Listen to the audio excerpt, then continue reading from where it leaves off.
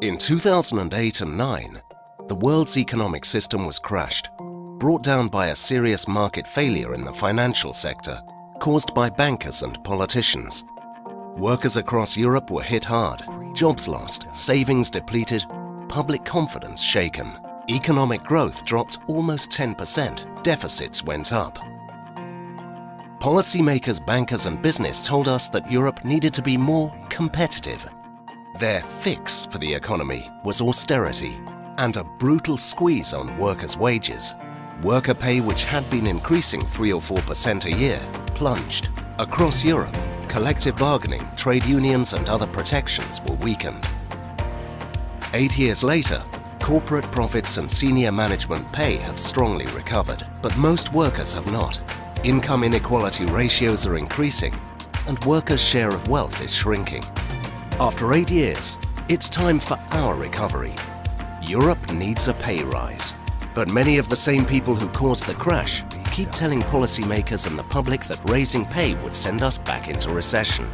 Many ordinary Europeans believe a pay rise will kill jobs. Is it true? Actually, the opposite is true. Many economists and even some business leaders have realized that if workers have more money to spend, economies will grow and create jobs. We've all heard of trickle-down economics, the idea that increased wealth at the top somehow benefits everyone else. It doesn't work. A pay rise for European workers will percolate up through the economy, the way a plant draws water from its roots. Here's how it might work in real life. Meet Alex. He's a cleaner in a small factory. Through his union, he just got a pay rise. Alex has more money in his pocket, and now every Friday, he stops in at Anna's bakery to buy something sweet for his family. Business picks up at Anna's. She's confident enough that she decides it's time for a new bike. At Bruno and Paola's small bicycle factory and store, trade is brisk. They're even getting orders from outside the country. They add a second shift to keep up with the demand. There are many paths to Europe's pay rise. Strong collective bargaining, closing the pay gap between men and women, pushing back on zero-hour contracts and precarious work, increasing minimum wages, and working to push up wages throughout companies and the supply chain.